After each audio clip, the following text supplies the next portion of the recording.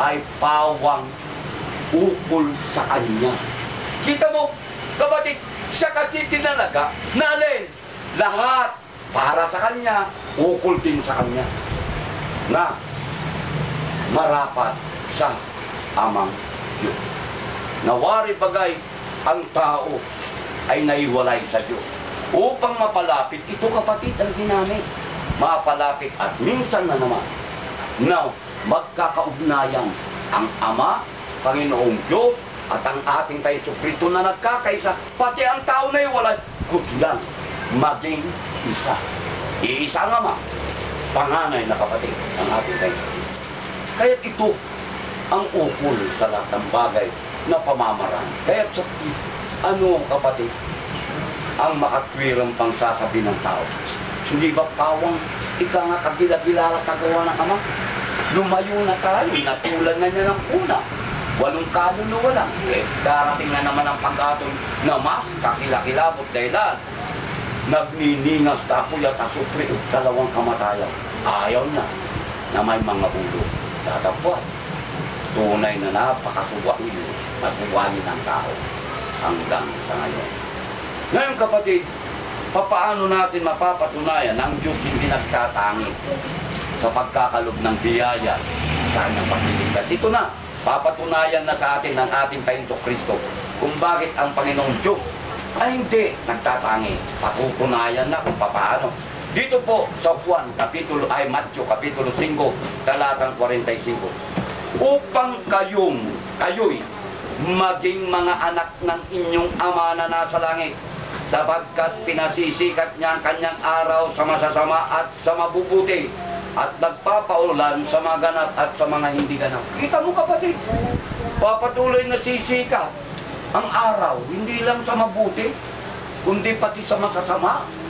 Ganun din pag-umulan, hindi rin sa mga ganap, kundi lahat, kahit hindi ganap. Pinauulanan yan. Kita mo yan, yan lang. Sino ang aayaw sa ating nabasa? Napatotoo. Diba? Kahit saan man ako. Ha? Sisila yung araw na yan, sino makakapigil? Para hindi ipagkalob sa masasama mo. Hindi, lahat eh. Diba? Mapa-araw, mapa-gabi, binibigay ng Panginoon. Ito na lang, hangin, na siyang nagbibigay sa atin ng ikabubuhay, di ba? Kasama yan, dahil lang pag walang hangin, mamamatay ka na. Kahit mga kapulong kahoy, kahit mga nilalang na may buhay, pag walang hangin, patay lahat yan, di ba? Eh, dito kapatid, ipinagkakalob yan, di ba? Kahit sa masasama, kahit sa hindi mabubuti, di ba? Binibigay, ganyan. Kung paano pinapatunayan. Kaya dito kapatid, upang sa magkagayoy, mga ganap natin. Ano ang ipinatutos sa atin ng ating Panginoong Kristo? Narito po kapatid. Dito po sa Juan Kapitulo 9, talatang 1. Kinakailangan natin gawin ang gawa niyang nagsugo sa atin samantalang araw. Dumarating ang gabi na walang tao makagato. Ibig sabihin hindi yung araw na ito kapatid, kundi hanggat may buhay, hanggat may lakas tayo, kinakailangan. Kita mo yung talita, kinakailangan gawin natin ang kalooban ng Amang Diyos. Dahil ang darating, ito na po kapatid, darating. Ang gabi po kamatay. Alam natin, mamamatay tayo eh. Di ba? Na hindi ka na makagagawa. Pero, nabubuhay ka, nakagagawa ka. Darating man ang kamatayan tayo, hindi ka na makagagawa. Mamahinga ka na. Dahil yung gawa mo, sumusunod sa iyo. At yung gawang yun naman ang saligan ng kaligtasan eh. Dahil ang kung mananampalataya ka na, wala ka namang gawa, wala rin. Patay din na gawa. Eh kung may gawa ka rin naman, puro kabalastugan, hindi naman ayon sa wala rin. Kaya dito, yung paggawa mo, kalooban niya. Hindi niya sinabi, kalooban natin. Kalooban niya. Kaya mga minamahal na kapatid, ito, para magtagumpay, dahil ang diablo, ayon kay Apostol Pedro, parang yun na umuungal at naghanap na masisila niya. Sino ba sisilain nitong diablo na ito? Sila ba? Hindi, tayo. Kaya tayo ang anak ng Diyos eh. Kaya dito kapatid, binibigyan tayo ng Panginoon na para sukat nating ikatagumpay sa masyadong masigasig na jablong yan. Nasa paligid lang. Ito naman, ang sagot ng Panginoon, paano niya papatunayan sa atin na tayo'y kanyang minamahal. Sulat niya sa unang mga taga-Tesalonica, Kapitulo 5, talatang 8. Narito kapatid, ang tunay na pagmamahal ng Ama. Hindi lang ang ating Panginoon Kristo, kundi meron pa. Narito. Datapot palibhasay mga anak tayo ng araw. Kita mo kapatid iba na naman to, araw na naman. Kanina araw pero buhay. Ito na naman, palibhasay mga anak tayo ng aral. Ano? Anak tayo ng kaliwanagan. Ang ibig sabihin, katotohanan, hindi kasinungalingan o kasamaan. Mga pigil tayo na isuot ang baluti ng pananampalataya at ng pag-ibig. At ang maging turbante ay ang pag-asa ng kaligtasan. Kita mo kapatid, ikaw ay magsuot ng alin? Valid best. Kumbaga valid best kapatid, para kahit bariling ka, hindi ka tatamaan. Anong valid best ang dapat isuot po natin? Pananampalataya at pag-ibig. Yung pananampalatayang tunay na galing sa walang hihigit ka. At gaano man ang gagawing pag-uusig sa atin. Dahil ang sinabi ng ating Panginoon Kristo, pakatalastasin nyo. Ako muna ang inusig bago kayo. Papatayin din kayo. Di ba? Paano mapagtatagumpayan ito? Dahil sa pananampalataya at pag-ibig. Kahit nagdaranas ka ng pag-ikaw, hirap, pagbabata, pag-ibig patitiis mo lahat. At pinakahilmik, kumbaga, para hindi ka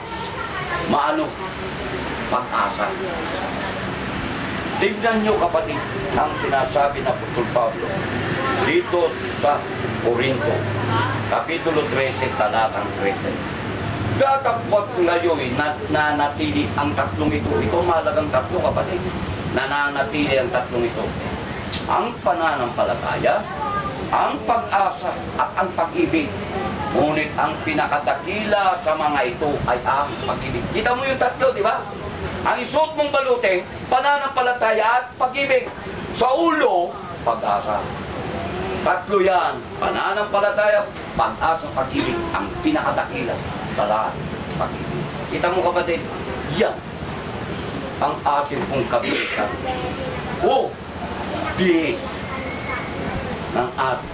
Ibihis natin ang ating Panginoon Kristo. Kailan niya ang tinutukoy ng banal na aklat. Bakit kung nakabihis ito kapatid? Ano ang napakalaking kaloob, gantimpala, bubiyayang makakamit po natin kung tayo nakasuot ng balute? Pananampalataya, pag-ibig at ang turbante ng ating sa ulo ay pag-asa. Ano ang naghihintay sa atin? Ikalawang Korinto, mga minamahal na kapatid, Kapitulo 6, talatang 2. Narito po.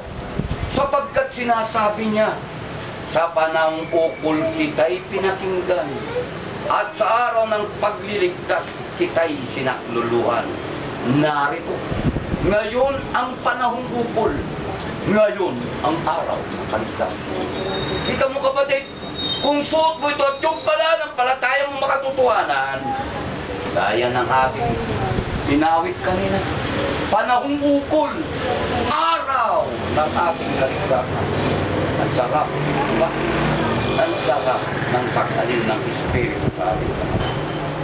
Ang mga bagay na ito ay napakabuluhan sa bawat kaligtasan. Dahilan ang tayo tawagin, hirangin sa sanglibutan ito. Kapatid, panahong ukol, panahon at araw ng ating kaligtasan. Ngayon kapatid, sa ating nakakakilala at nakakaalam ng katotohanan na ito, hindi gaya ng karamihan, ano ang nararapat po natin gawin upang tanggapin po natin ang biyaya ng kaligtasan? Ano na po ang ating pong gagawin? Ayon kay Apostol Pablo, mga minamahal, dito sa Roma, Kapitulo 11, talatang 13. Kapitulo 13, talatang 11 hanggang 14. Narito po. At ito, Yamang nakikilala ang panahon